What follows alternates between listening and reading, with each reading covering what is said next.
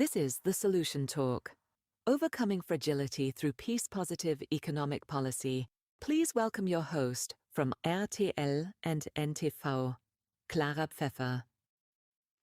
Yes, thank you. That's me. And a very warm welcome to everyone else. I'm really pleased to see this room so packed because we are talking about an issue that I've also been hearing all over the hallways, because we all know that economic growth is the key to also development and improvement in so many areas. So here we really want to focus on how economic growth can also help strengthening stability and peace, especially. And I'm glad that we have such a high-level panel talk gathered here. The session was jointly initiated by the BMZ, the German Ministry of Development, the African Development Bank, and the OECD. And it really brings together different perspectives that we're going to highlight today. And I want to welcome Dr. Bärbel Kofler, representing the BMZ. A warm applause for you, please. And very honored to have Dr. Sidi Ould here, the president of the African Development Bank. And of course, His Excellency, Deputy Minister of Economy and Planning of the Chad. Welcome, Dr. Saleh Bourma Ali. Yes, and we really want to start by asking the question to Dr. Bärbel Kofler. Why do you think now is the right moment to rethink the relationship between economic development, peace, and fragility? I hope it's working. Yes. Well, first of all, a warm welcome also from my side, Monsieur le Ministre, President Ta. It's a pleasure to be here. Everybody in the room who is joining us, excellencies, colleagues, thank you for being here, because why is it the right time? It's always the right time to do something for peace. So I think it's the right momentum because we see, unfortunately, so many unpeaceful situations, so many crises, so much fragility around the globe. So it's quite clear that we now have to be focused on everything which is giving stability or which could give stability, and find sustainable solutions. When we heard in the morning, for example, at the high-level panel, Mr. Moa Ibrahim was saying fragility, how fragility is impacting the development of areas, and how at the other end then development is impacted by the not being, not the fragile state of many parts of the world. We see that tackling fragility and the economic situation is something we have to think together. As I was pointing out, unfortunately, fragility is not an exception. We know, unfortunately, if you look around the globe, that fragility is something very, very common at the moment. And it's not about, don't get me wrong, quotation mark, armed conflicts only. It's about what's coming with those armed conflicts. It's about institutions which are not existing or which are weak. It's about economic opportunities which cannot be taken. It's about public services which are not delivered to citizens. It's about the perspectives and the prospects of the next generation at the end of the day. So fragility has different dimensions. It has the security, of course, dimension. It has the economic consequences of the fragility. It has the social consequences, and in many cases also environmental impacts and consequences. So that's why we, as the Ministry of Economic Cooperation and Development, we don't want to treat topics isolated. We want to see them treated interacted. If we're tackling security issues, we have to tackle economic issues, we have to tackle social cohesion and other things. So for us, it means we have to engage in, for example, if you talk about economy, we have to engage into jobs for the next generation. We all know if perspectives are not there, the risk that somebody is engaging in some violent movement or whatever is much bigger than if there would be a perspective. So we have to get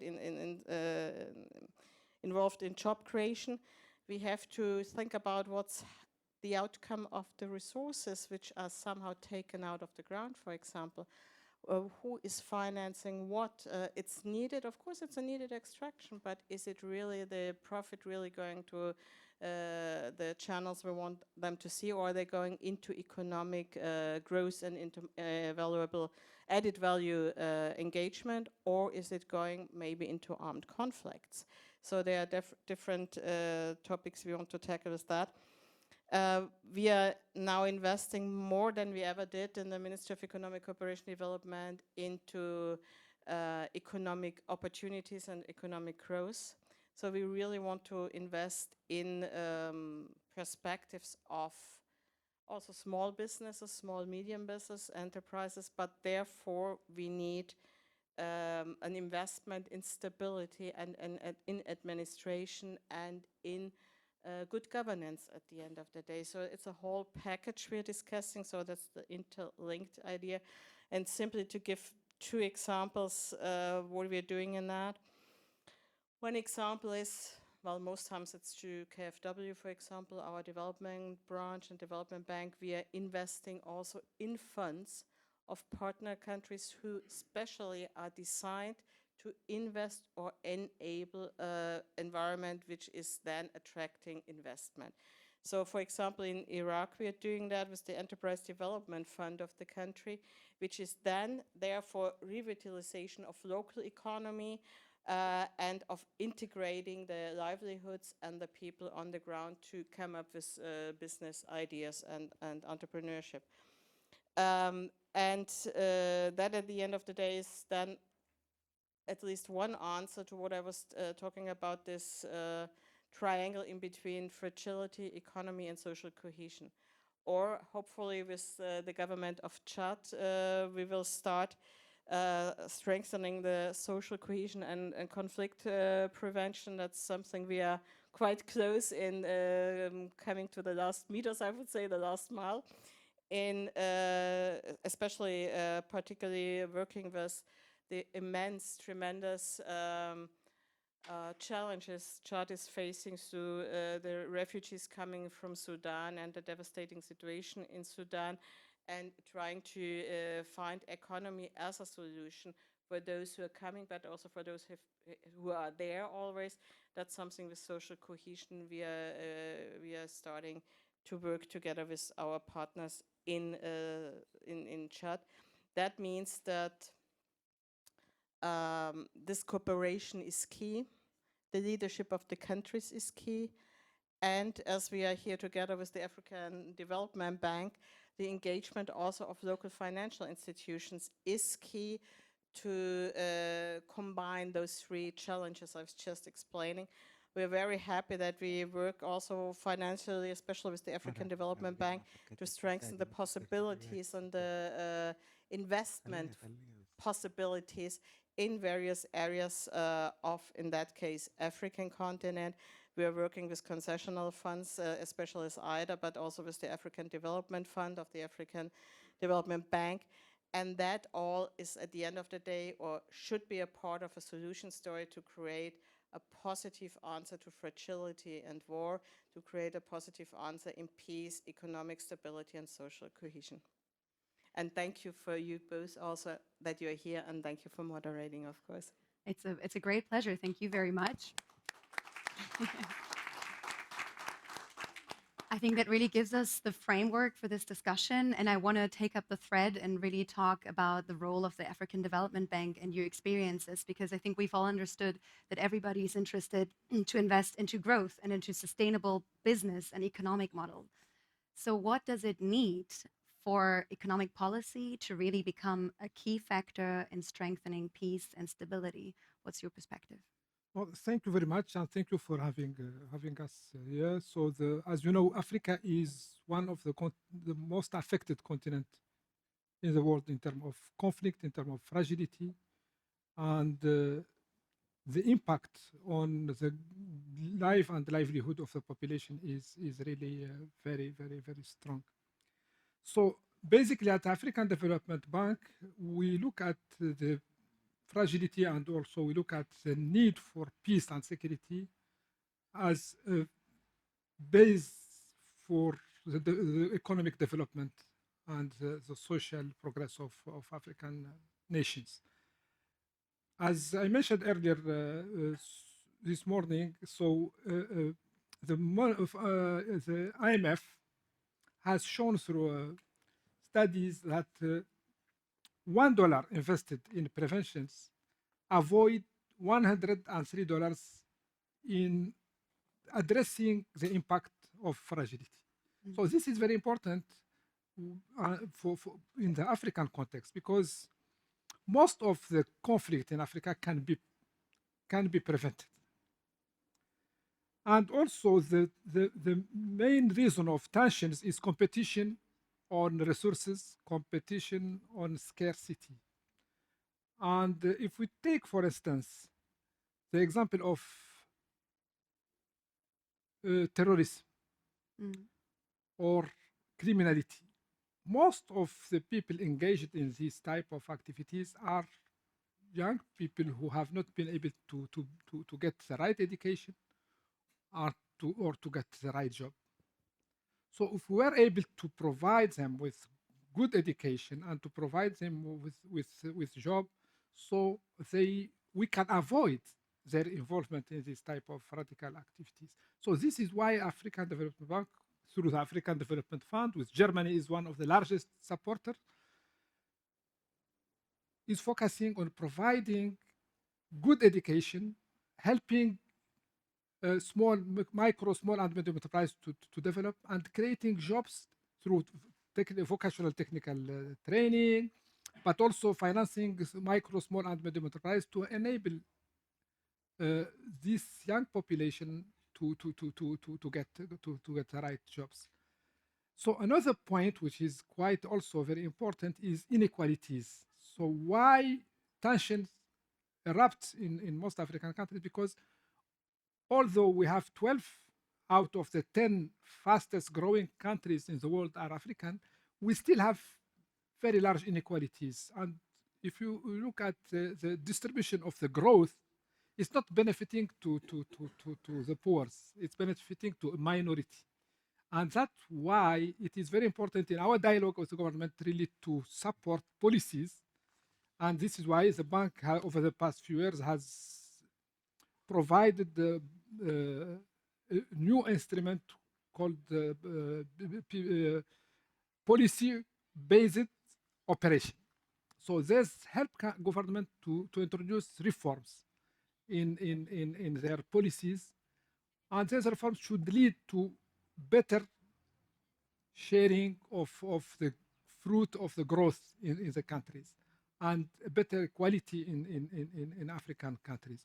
So besides that, the bank also is pushing now through the Africa Trade Insurance and Development Agency, ATD, to provide risk mitigation mechanism to enable the private sector to invest in fragile contexts. Just a quick follow-up, because I think the number you've mentioned right at the start about how prevention is so crucial, I think is very remarkable. And we always, or at least I hear the sentence very often, that there's no glory in prevention. So how do we bridge that gap? How do we convince people to actually invest in prevention? Because that is something that is still difficult and too little.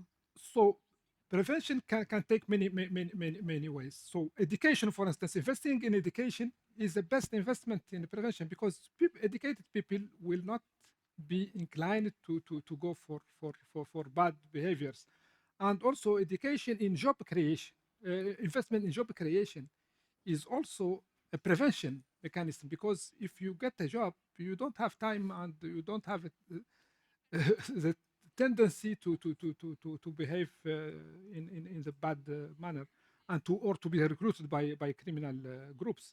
So investing in education, investing in vocational training, investing in job creation, in manufacturing, investing in rural development, agricultural activities, processing of natural resources of Africa. One of the main also reasons sometimes of fragility, when population look at their mine being exported as raw material to other countries, while they are struggling to get the basic needs. They don't have clean water. They don't have access to electricity. Today, we have 600 million Africans who don't have access to electricity. We have 400 million Africans who don't have access to clean water. So at the same time, you see your natural resources exported as raw, and you don't reap the benefit of that export. And developing local processing, developing corporate social responsibility in the area of mining can also prevent conflict in many African countries. It's very interesting, and I want to bring in the Deputy Minister from Chad because, as we've heard, your country is one of the most affected when it comes to fragility and also current crisis. So what do you think, from your point of view, also after hearing what we've discussed so far, what is the single most important economic challenge that must be addressed to strengthen both development and stability in Chad?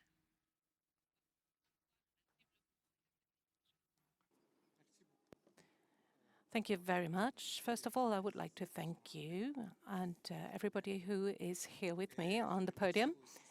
I would also like to thank everybody here in the audience with us.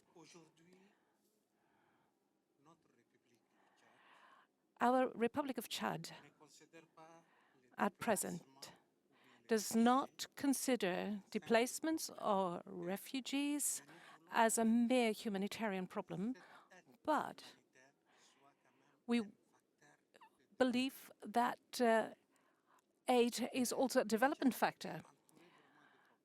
Chad is surrounded by problems. Sudan, Libya, Central Africa, and Boko Haram in Niger and Nigeria. So in 2 months, Boko Haram has attacked and killed more than 500 people. Not in 2 months, in 2 days. And that pushes me to say it is not just a humanitarian matter. We want to change all of this also in favor of development. Like the president of the African Development Bank has said it, $1 invested into education will provide huge opportunities for rural areas, for instance, not just in Chad, but if you can charge your telephone once, there are young people who cannot do that. They will move elsewhere, to Libya, for instance, and then maybe have bad intentions, will keep moving, will come to Europe, and we can use this. We can do better if you can understand what I'm trying to say, and that's what we want to do. We want to translate the strategies to help simple people and to help their communities, their local economy, so that this local economy can provide them with opportunities to these young people who are there.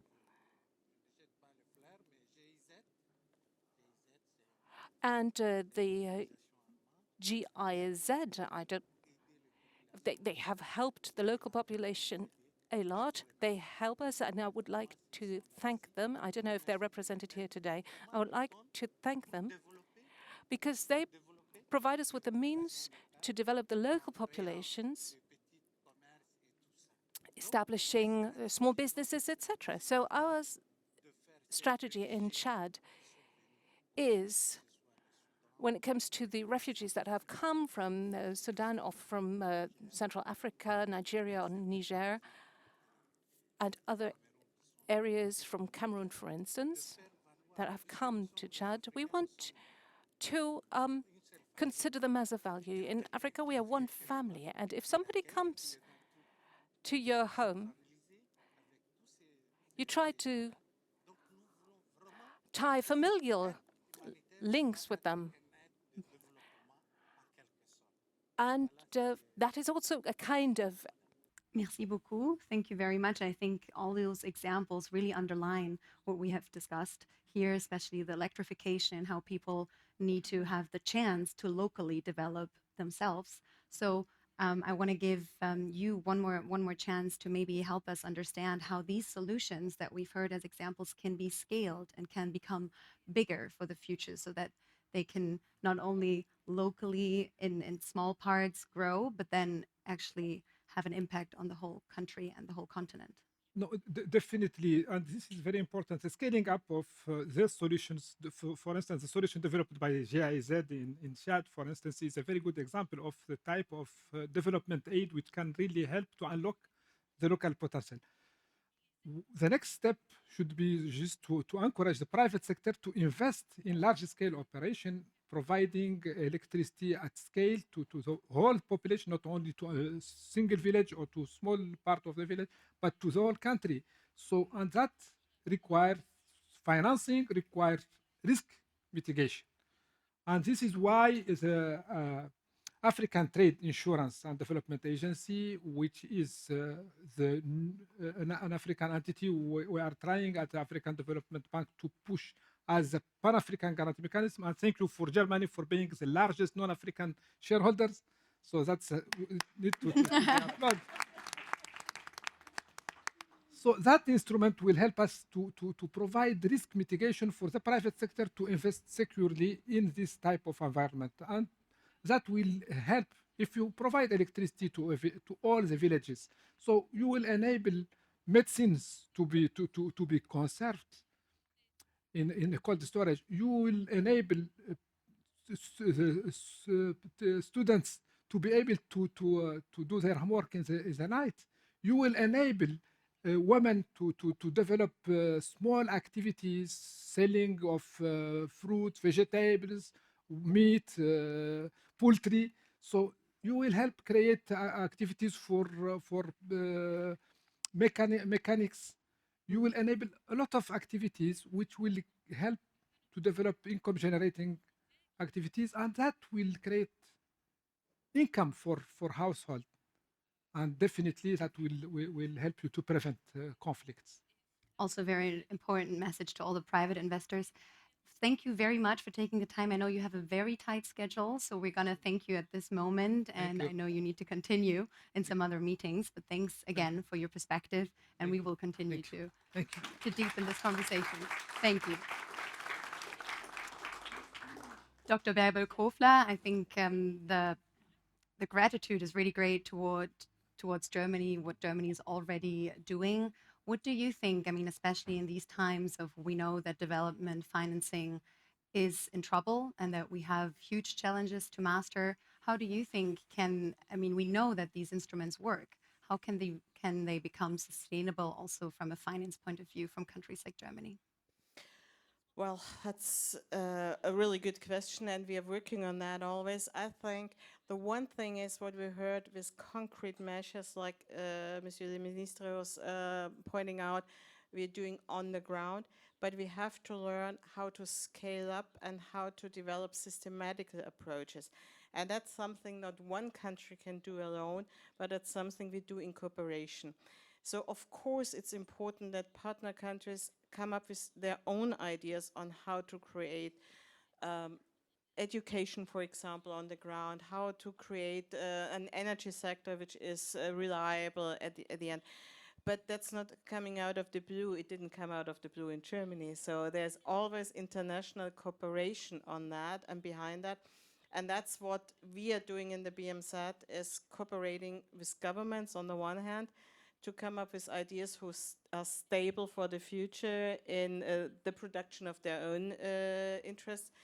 We are working on, I know it's not popular, but we are working on reliable tax and revenue systems, progressive systems. It's important that partner countries really have their own resources and their own revenues, who they can then invest in whatever is needed in certain geographical circumstances. So we are working on a systematic approach. I want to underline that. That is quite important. And of course, through also our implement organizations, we are also working on the ground.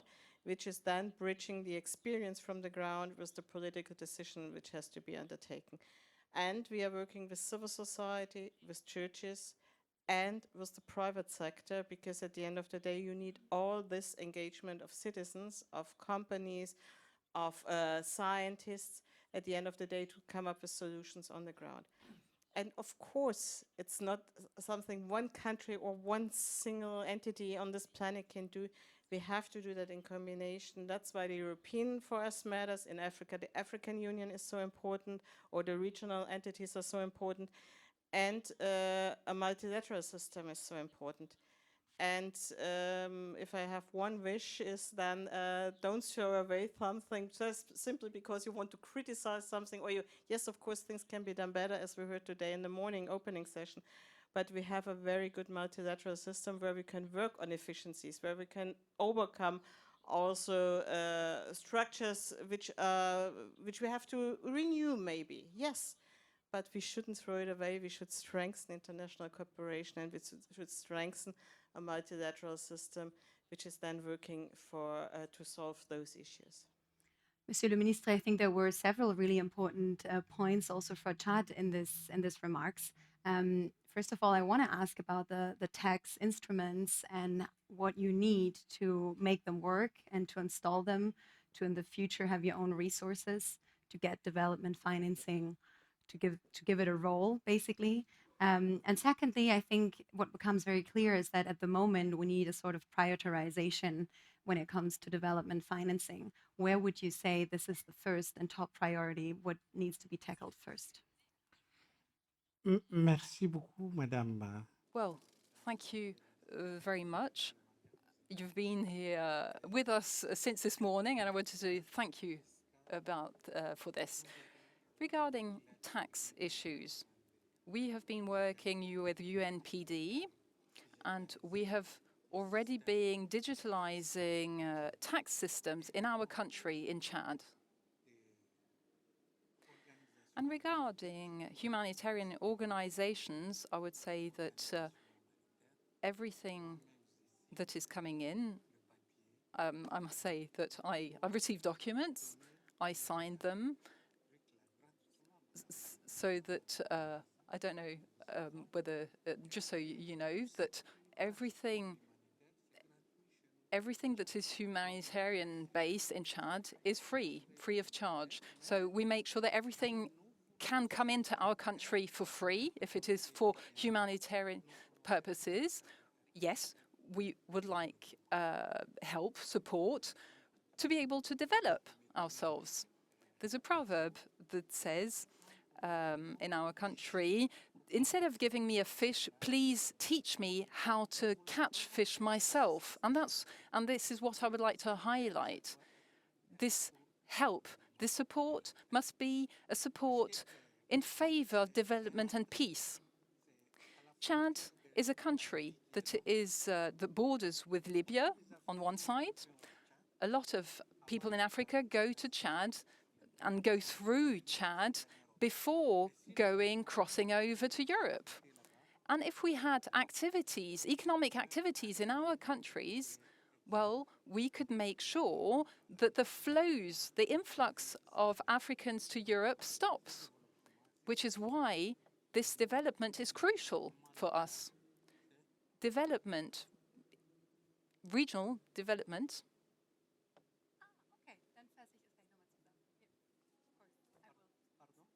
Excuse me?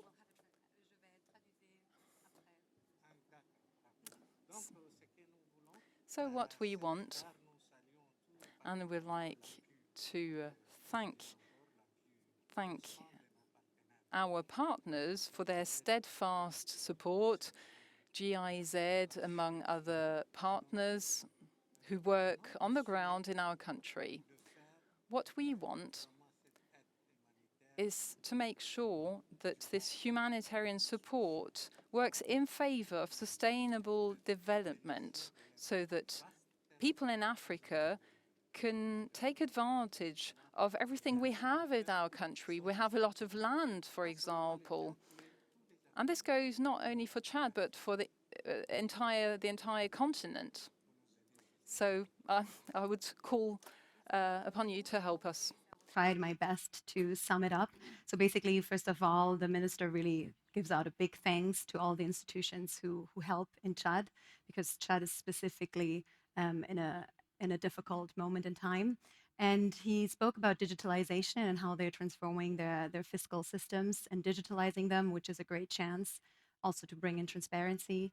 And he also spoke about the fact that instead of giving humanitarian aid, what they're trying to do is giving development aid, which means, I think you've gave us a beautiful image. Instead of giving out the croissant, you say, give us the fishing gear so we can make sure that we can provide for ourselves. And I think that is the most important message that we're going to take away from today, because these things, when you invest in them, when you invest $1 in them, as we heard, you can bring many, many more dollars out of that.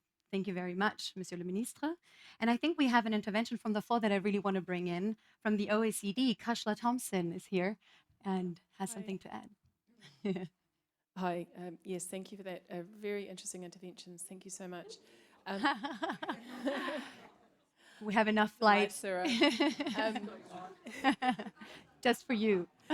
I'll try and be brief. I just wanted to, first of all, I think this is a really exciting discussion because the OECD have recently published a report, Peace, Resilience and Private Sector Development, and we wanted to very much take this sort of sober, rational look at exactly these issues, because it can be hard to do. You know, there's the perspective of if you focus on that private sector growth side, then you're exacerbating conflict or you're exacerbating those fragilities. And if you, or the alternate view is that the private sector and that growth thing will fix everything, and neither of those perspectives are really true. So one of the things that we found through that work was it's really drawing those two perspectives together. It's not about if you have to do this, it's about how you do it. And the fact that it can have a very important positive contribution, but it's not automatic. You have to be very intentional, and so the pieces that the speakers have called on is really valuable there. One of the pieces that has come through very strongly at this conference so far is around private sector investment, and just to throw a few numbers out, because that's what we do, we found that the private finance mobilized going to highly fragile situations, countries facing high fragility, was just 11% of global private finance mobilized, and to those going to the extremely exposed to fragility was just 0.7%. So just to give you a flavor of the investment piece is really important, but it's not going to fix it alone. It's also about, not just looking at projects, but at programs, at building the systems that the Parliamentary State Secretary was referring to. It's about understanding the local markets as markets, not recipients of aid, and then how can we support those local markets and do the upstream market development, etc., to support them. We found that there's a big need to think about the many roles the private sector can play, both in terms of the growth in jobs, but also everyday livelihoods, social cohesion, food security. The agricultural sector, of course, is a big one there. There's an opportunity to really adapt the tools and ways we work so that they are more effective in markets that are more exposed to fragility, in terms of thinking about really subnational risk pricing and getting a better handle on that, because often the risk is priced at much too high a level even for what is there. And how do we scale down so that we're providing the right type of financing and support that's really suiting local businesses, not just sort of the big multinationals. And finally, what I find really exciting about this panel is that because this is a joint policy priority between many governments and organizations, it is an opportunity to work together and think about how we can build something better between us than each of us could do alone. Thank you very much. And I think especially the numbers are pretty impressive here again. Maybe Dr. Kofler, a short reaction onto that, especially on the question of the how that became very clear here. I mean, we basically know what needs to be done, but it's difficult to translate into how it will be done. That's of course difficult because you have to do so many things at the same time, who might also seem a little bit contradictory, because then you have to come up with infrastructure at a certain way, and in the same time people still are hungry, so you have to feed first. Then what are you doing first? Build some infrastructure so the economy can grow, or do you first start with feeding the hungry. There are a lot, of course, challenges and decisions and prioritizations who have to be made. And that makes that field of policy also quite complicated, and sometimes also complicated to explain, because yes, there might be different solutions also for a challenge and for a problem.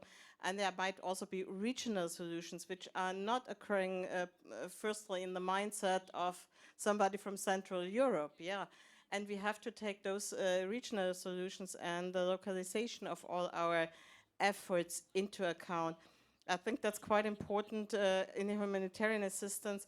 Localization is a big topic and a big discussion. Do you bring things from outside, or what is already there? Is there food systems there you can use and where you have to scale up them maybe and come in with some capacity, or is nothing there? So there are different circumstances.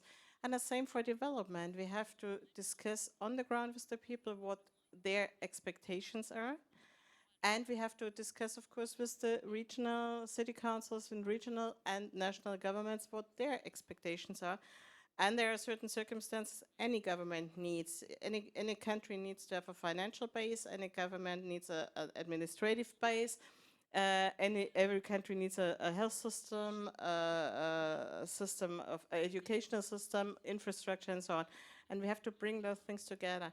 That's nothing you do quickly like that, and then everything is nice. But that is the challenge at the end of the day, to bring all those together. But it's doable. We did it in many places, and I think at the moment we have to change our discussion again, not only look about things which might have been went wrong. Yes, we are all humans, things sometimes went wrong. But at the success stories we see in so many cases where we really could, like Monsieur the Minister was pointing out, where we really could up with development efforts which at the end of the day are leading to a situation where people are not depending on humanitarian assistance anymore. A very important reality check. Thank you very much. Yes, I think someone is applauding here. Very good. Yes, 1 second. I have one intervention here already lining up, but I think we will have time because I'm delighted that we have one of the youth ambassadors of the Hamburg Sustainability Conference who brought an intervention today. Yeah, thank you so much. My name's Shauna. I'm an HSC Hamburg Sustainability Conference ambassador. And honestly, this conversation is extremely energizing for me. I think what you mentioned in the beginning about an integrated approach, and I think you also touched base on this, it's really important. And we can't have a discussion about fragility, about economic development, especially in developing countries, without mentioning climate change. But I think for me, an important point that we should also raise is how to integrate climate into the economic development discussions that we're having. Because so far we talk a lot about climate from an environmental perspective when we should be looking at it from an economic development perspective. Why don't we talk about climate, for instance, when we're talking about the international financial architecture? Can we talk about, for instance, credit ratings and how much that impacts developing countries? The cost of borrowing in some of these countries and how that affects the government's ability to respond to conflict. Can we start having conversations on solutions? We've recently seen in some Barbados and other developing countries where they're coming up with this solution called debt for climate swap, where essentially instead of repaying the debt directly with the interest rate, you will take that amount in partnership as a form of development corporation, but invest that money and all of the interest rate that would go to that into climate projects locally. Can we start having more of these conversations on the financial side, structural reforms that can actually drive sustainability, but also economic development locally? And support, like you mentioned, it's not going to be an easy transition, but we can start now, especially in a context where development finance is reducing drastically. We're seeing budgets for spending increasing in Europe for security and development cooperation being questioned. But then after all of these years, dependency has been created, but then you can't just pull out the plug like that. So we need to create a transition pathway, and we can't have this discussion without talking about climate and the financial sector. Very, very important perspective. Yes, thank you very much. Thank you for bringing this into this discussion because I really think it's something that we're all going to take away with us. Before we react, I want to bring in two more interventions from the floor. We have Corley Pretorius from the UNDP Crisis Bureau. And maybe the microphone can be passed on. Sharing is caring. Thank you. Thank you very much, and thank you so much for the fascinating discussion. So I think the timing is really spot on in terms of what we need to do. And Secretary of State, what you've said about, it's not easy and maybe it takes longer. And maybe in our reflection, we should have thought about, we've taken the urgent and maybe not always thought about the important things. So, this is maybe a kind of a mindset change, or including on climate change, that we need to bring into our deliberations. So I'm Corley Pretorius. I'm with the Head of Research, Analytics, Learning and Innovation at UNDP. And we're very proud and privileged to work with the Chad, with BMZ, with the government of Germany, and also with the African Development Bank. And this initiative is really sort of giving us that framing in terms of not only the principles, but also creating the implementation pathways to bring this to the ground. UNDP is present in 170 contexts, and many of them are very difficult operating contexts. But what we take, the approach we take in these contexts is really to think about a sort of a systems approach, to think about economic policy in its widest interpretation, and a vehicle to rebuild the social contract. So I think that is one of the principles. Other one is, of course, working in the development sector. We can see the cost of conflict. We can see what it does to communities, to livelihoods, to communities, and protecting those development gains. Driving a prevention agenda is very much part of our mission as well, in supporting our national partners. Just a few words in terms of the sort of our approaches, and also in aligning with this call to action, is really to look at the institutions. The minister spoke about the transparency, the trust in institutions. That's really important. Localization, looking at local financial ecosystems, because I think these are our intermediaries that makes the investment last, also the capacity there.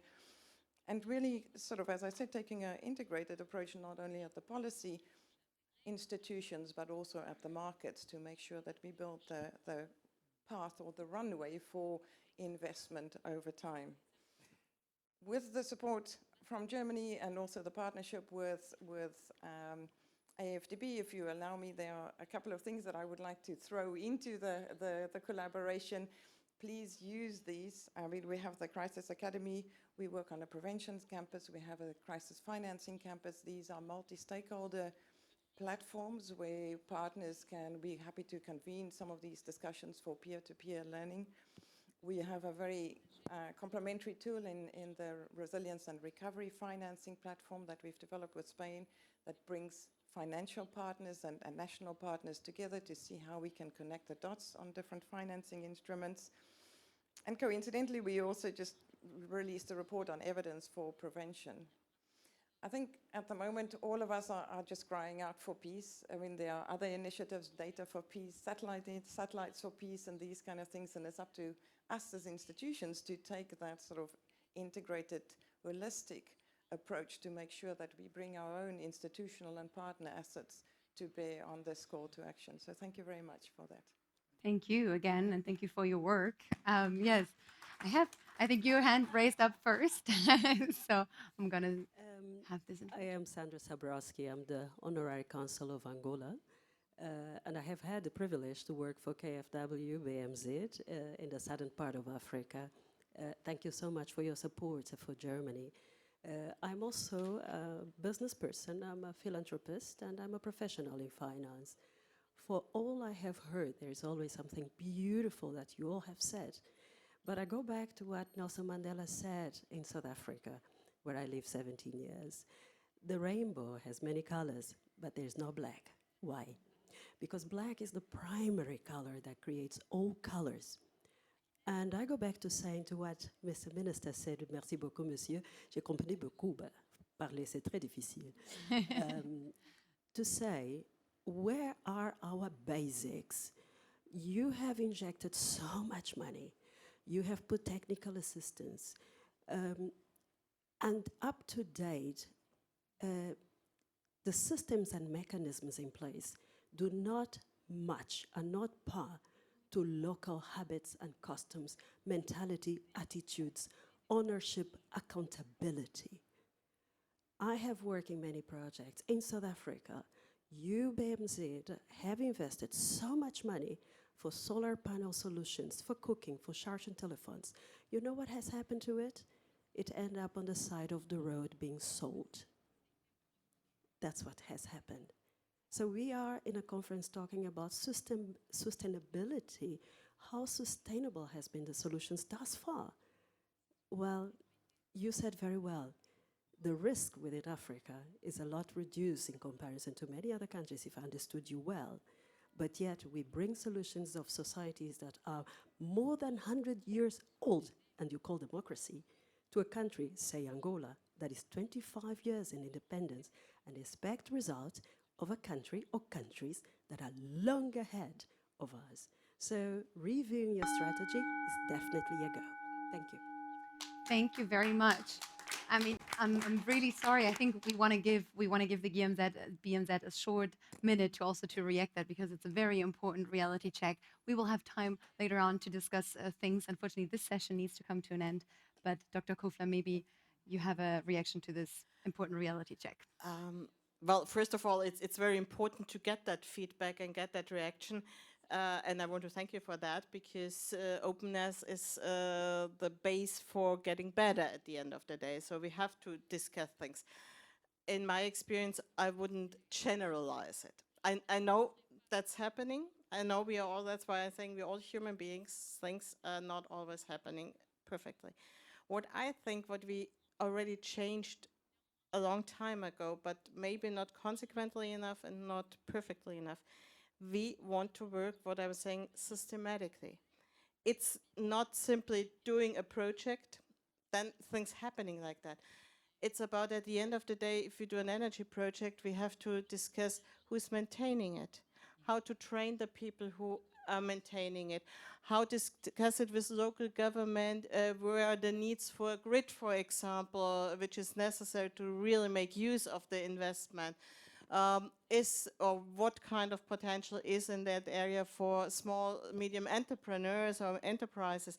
So there are so many things to a project, and I think everybody who has a project, I'm not against projects, so don't get me wrong, but I think we have to really think beyond project. That's what I was discussing on systematically approach, working with governments, with city councils, maybe sometimes with civil society in certain areas, or with what kind of group, whatever, to prevent that it's not clear what could be the possibility by tools.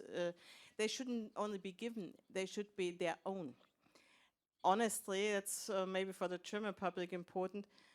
In many cases, we work with loans, to be honest. So that's answering also a question on, is there something only assistance? No, it's a kind of business.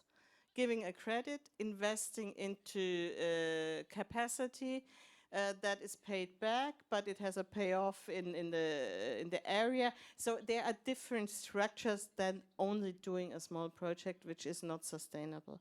We want to make it sustainable by working with all kinds of stakeholders. Thank you very, very much. Yes, big applause for this very engaged discussion. I think there's a lot to take home, feedback as well as from both sides, basically. And I really hope that you all take this discussion further down the hallway and keep on talking about these things. Thanks again. Merci beaucoup, Monsieur le Ministre, as well. We'll all try to work on our French.